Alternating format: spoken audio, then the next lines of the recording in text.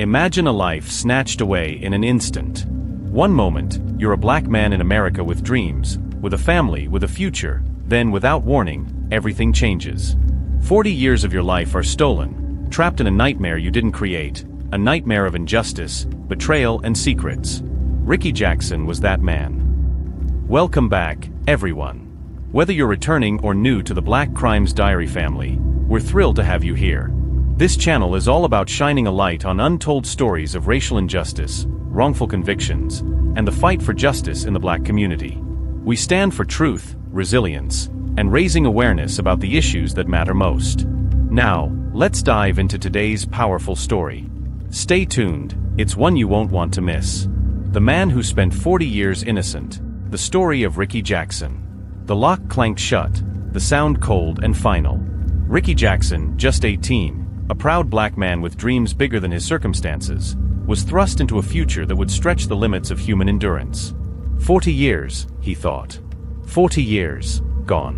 In 1975, Cleveland, Ohio, was a city on edge.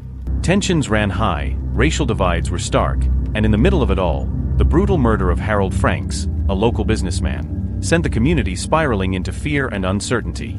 Franks was shot dead in broad daylight. The air was thick with whispers. Someone had to pay. Someone had to be held accountable for this senseless violence. And in that moment, Ricky Jackson, a young black man with no connection to the crime, found himself ensnared by a justice system that had already decided his fate. Ricky didn't know Harold Franks. He had no reason to harm him. Yet, in a city where black men were often seen as guilty by default, his name became the one that echoed through the halls of the police station. It wasn't long before Ricky, walking home from a friend's house, was pulled off the street by a police officer. His body was slammed into the cold metal of a squad car, his arms twisted behind his back as if he were a criminal caught in the act. "Ricky Jackson, you're coming with us," the officer bellowed, his voice void of empathy. In the back of the squad car, Ricky's mind raced. What was happening? How could this be real? How could this happen to him? But it didn't matter. The system didn't care about the truth. The only thing that mattered was finding someone to blame. And Ricky, young, black, and at the wrong place at the wrong time, was the perfect target. Months passed, and the city watched as the case began to unfold in court. But the trial itself was a sickening spectacle, a mockery of justice. Ricky's defense attorney, overworked and underprepared, could barely keep up with the complexities of the case. There was no solid evidence against Ricky. No fingerprints, no ballistic reports, no witnesses who could place him at the scene of the crime. Just one unreliable eyewitness who was coerced into providing testimony that was later proven false. But it didn't matter. The prosecutor, a man more interested in winning than seeking the truth, pushed forward with a case built on lies and racial assumptions. The courtroom was a battleground, but it wasn't a fair fight. The bias against black men was palpable. Ricky, despite his cries of innocence, was seen as guilty by virtue of his skin color. His very existence seemed to be his crime. As the trial dragged on, it became clear that the outcome was never in question. The jury's minds were already made up before the evidence even mattered. The judge, a man who had likely seen far too many black men enter his courtroom only to be convicted on flimsy charges, barely blinked as he slammed his gavel. Guilty as charged. The words were like a knife to Ricky's heart. His entire life was being ripped away from him, and all because of a mistake, a lie. At just 18 years old, Ricky Jackson was sentenced to death. A young black man, sentenced to die for a crime he didn't commit. His family, his mother, his father, his siblings, watched helplessly. The tears they shed, the hopes they held on to, were no match for the cold hands of injustice. The system had already decided. Ricky was guilty, and nothing was going to change that.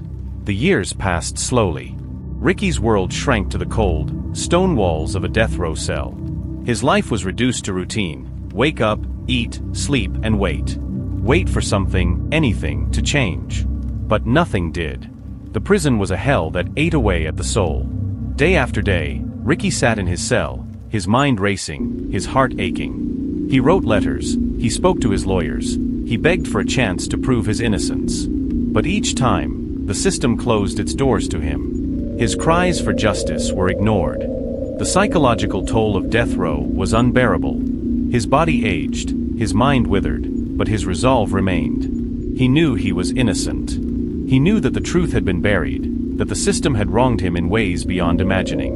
But no one cared. No one would listen. His time on death row dragged on for nearly 25 years. The world around him changed. New laws were passed, new reforms were introduced, but none of it mattered to Ricky. He was forgotten, a mere casualty of a broken system.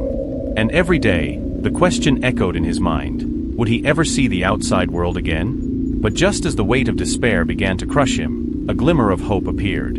It came from an unexpected source: his brother, Wiley Jackson. Wiley had never stopped fighting for Ricky. He had never stopped searching for the truth. And in the 1990s, after decades of fruitless efforts, Wiley uncovered a breakthrough that would change everything. He discovered new evidence that had been ignored, swept under the rug by the very system that had convicted Ricky in the first place. An informant, someone who had been coerced into testifying against Ricky, came forward. This informant admitted that he had lied, pressured into giving false testimony by the police. The evidence was there. Ricky's innocence was undeniable. "Ricky, you were framed. They've known for years," Wiley told him, his voice trembling with the weight of the truth. The words were a lifeline, a flicker of hope in the darkness. But the system, which had spent decades burying the truth, was not ready to admit its mistake. Even with the new evidence, the fight for Ricky's freedom was far from over. The state didn't want to acknowledge the grave injustice it had committed. The prosecutors, the detectives, and the courts that had built careers on Ricky's conviction were determined to protect their legacy. But Ricky, now armed with the truth, was not going to let them silence him. Not anymore.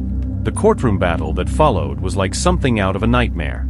Every time Ricky thought he was close to freedom, a new obstacle would be thrown in his path. But the evidence was undeniable. His conviction had been a mistake. He had been wrongfully imprisoned for a crime he didn't commit, and the truth was finally coming to light.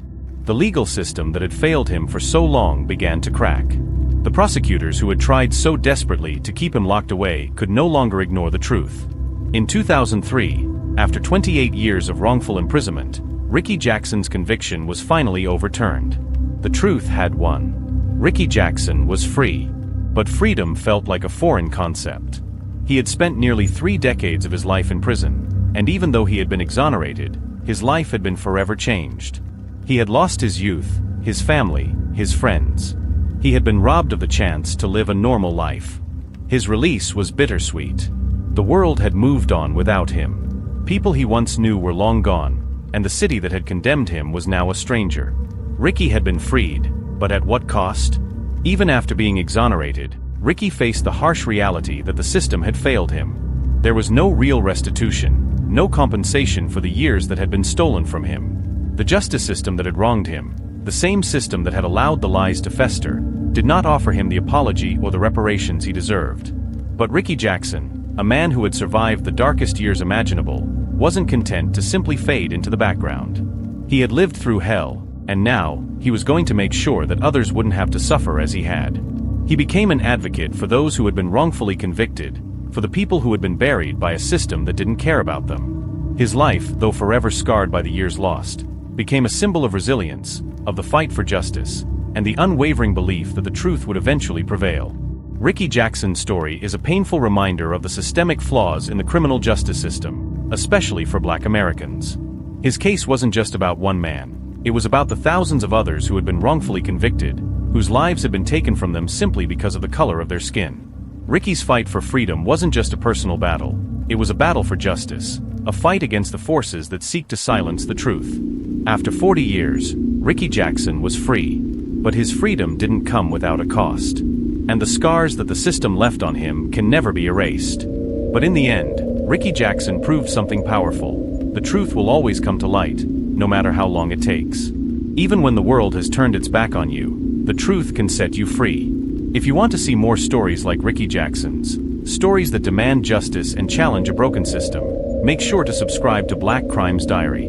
Because the truth is always worth the fight.